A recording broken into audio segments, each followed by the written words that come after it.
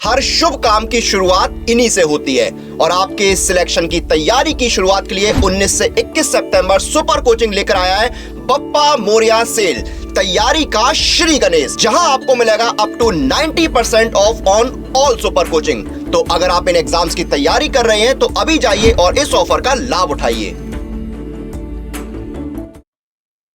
Hello everyone, welcome to Textbook Super Coaching UGC Net YouTube channel. Myself Preeti, your paper 1 faculty. I hope everyone is fine.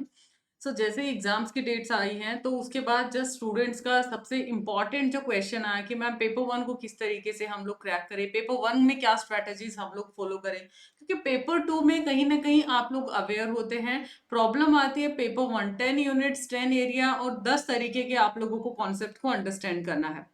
एक छोटी सी video में यही सारी important चीजें मैं discuss करने वाली हूँ। तो वीडियो आपका शॉर्ट एंड क्रिस्प रहेगा, बहुत लंबी सेशन हम लोगों ने नहीं रखना है ये, क्योंकि हम टू द पॉइंट यहाँ पे डिस्कशन करेंगे कि लास्ट ये आपके 70 to 75 डेज हैं, उसमें आप लोगों को किस तरीके की स्ट्रैटेजी को फॉलो करना है, right. So before starting the session just note down my free classes के टाइमिंग, क्योंकि अब डेली आप लोगों को ये लगा लीजिए इवन वीकेंड पे भी बैक टू बैक कुछ मैराथन, कुछ स्पेशल सेशन, कुछ शॉर्ट वीडियो, सब कुछ आपको मिलना है। तो फटाफट एक तो चैनल को आप सब्सक्राइब कर लीजिए। और these are the timing of my free classes, 3 बजे मंडे टू फ्राइडे यूट्यूब और 7 बजे Monday to Friday free master class. और उसी के साथ साथ for classes link, current affair update और अदर अपडेट प्रीति पेपर 1, ये मेरा क्या है टेलीग्राम में चैनल है। तो ये दोनों इंपॉर्टेंट चीज सारे आप स्टूडेंट्स एक बार नोट कर लीजिए।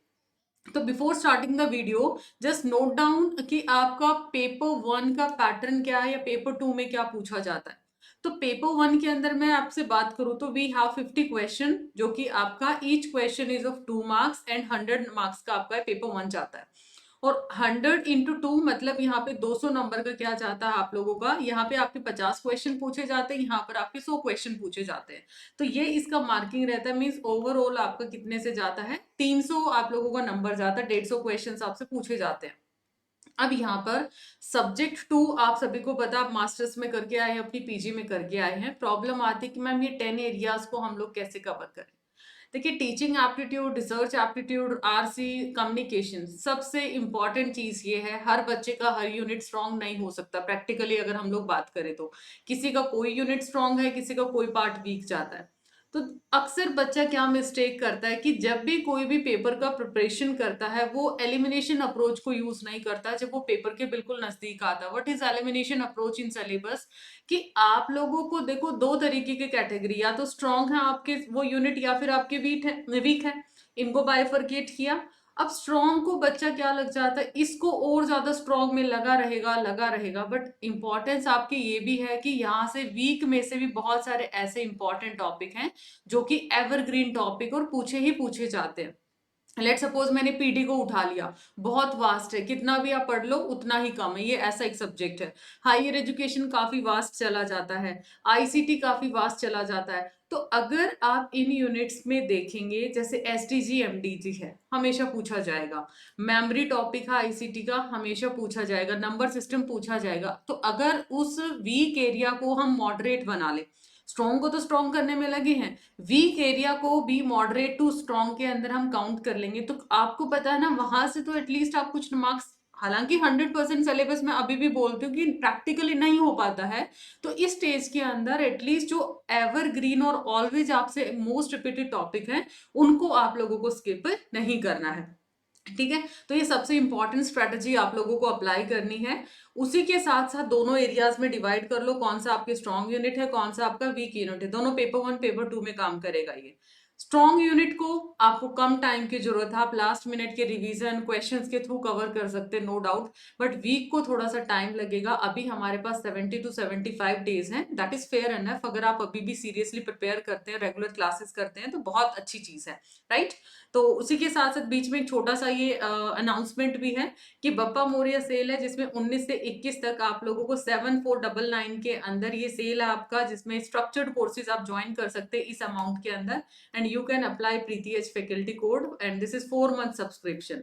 इसमें आपको मिलता है study notes, mock test, video courses, live classes and recorded classes, PYQs, everything will be provided and you can explore complete UGC net category with in a single subscription. तो अभी सबकी हालत ना इस कैटेगरी में है। देखो, आप ना सामने आपकी बुक है, आप सच में इस तरीके से आप एक्सप्रेशन के साथ बैठे हैं और माइंड आपका कहीं पे है। मैंने बोला था कि अभी आपका टाइम ये सोचने का नहीं है क्या होगा, कैसा स्कोर आएगा, कैसा पेपर आएगा, ये क्वेश्चन बिल्कुल आप लोग छोड़ दीजिए, ये एग्जामिनेशन टाइम के ऊपर छोड़ दीजिए, जो होगा देखी जाएगी। अभी आपका काम क्या है, पढ़ाई करने का। तो बी फोकस्ड ऑन स्टडी, आपके स्ट्रॉन्ग वीक पॉइंट को आइडेंटिफाई करो। 100% सिलेबस नहीं कर सकते तो एटलीस्ट 80% को इतना कवर करके जाओ कि आपका एक भी क्वेश्चन वहां पर स्किप ना हो। और जो बचा 20% है उसमें से एवरग्रीन और मोस्ट इंपॉर्टेंट टॉपिक को और सिर्फ पीवाईक्यू को एटलीस्ट कर लेते हैं। So this is the amazing strategy जिसमें आप बहुत अच्छा स्कोर कर सकते हैं। उसी के साथ साथ छोटे छोटे जो टिप्स हैं, जैसे कि अगर मैं बात करूं, अक्सर हम थोरोली प्लान नहीं करते हैं, सिलेबस अंडरस्टैंड नहीं करते, तो सिलेबस को अंडरस्टैंड करना बहुत इंपॉर्टेंट है। अभी नोट्स बनाने का टाइम नहीं है तो आप पीडीएफ फाइल के अंदर या फिर आप अपने जो भी मैनुअल आपने नोट्स ले रखे प्रिंट आउट्स हैं उनको आप हाइलाइटर यूज कर सकते हैं या अंडरलाइन कर सकते हैं अपने लैपटॉप या सिस्टम के अंदर भी, राइट। जितना ज्यादा मैक्सिमम पॉसिबिलिटी है उतना ज्यादा रिवाइज करिए। प्रीवियस ईयर क्वेश्चन तो लास्ट मंथ के अंदर तो पीवाईपी ही करना है मैक्सिमम, क्योंकि कॉन्सेप्ट बार बार वही आपके चलते रहेंगे। पीवाईपी से आपको उसका एप्लीकेशन कवर करना आएगा, मॉक टेस्ट आपको देने हैं, एंड फाइनली आपको रेस्ट लेना है, रिलैक्स रहना है, पैनिक नहीं करना कि एग्जाम नजदीक आ गया। क्योंकि अक्सर हमें ये पैनिक हो जाता है कि एग्जाम नजदीक है, एडमिट कार्ड आ गया, डेट शीट आ गया, तो जो आता है ना वो भी भूलते चले जाते हैं बीइंग एन एस्पिरेंट। तो ये चीज अपने ऊपर हावी नहीं होने देना। स्मूथली अगर आप 6 to 7 आवर की स्टडी अच्छे से करते कॉन्सेंट्रेटेड वे में, वो भी बहुत अच्छा आउटपुट लेके आ सकती है। So I hope this piece of information is informative और आप लोगों को थोड़ा सा काम करने में हेल्प करेगा। थोड़ा सा आप शांत दिमाग में रहेंगे तो इस पोस्चर से यहां से आउट होइए और पढ़ाई के ऊपर फोकस्ड रहिए। आपको सोचना नहीं है क्या क्यों कैसे, वो फ्यूचर है, प्रेजेंट को अब आप डिस्टर्ब मत करो इसकी वजह से, है ना। तो मिलते हैं नेक्स्ट सेशन के अंदर। Just to like and share this video. So I hope ये थोड़ा सा आपको अब स्ट्रेस रिलीफ प्रोवाइड करेगा। तो कमेंट सेक्शन में जरूर बताइएगा कि आप लोग भी इसी टेंशन में है कि पेपर कैसा आएगा कैसा नहीं आएगा, एंड ऑल दिस, ठीक है। तो मिलते हैं नेक्स्ट सेशन में। Bye bye, take care, do like and share this video और subscribe the channel for more updates.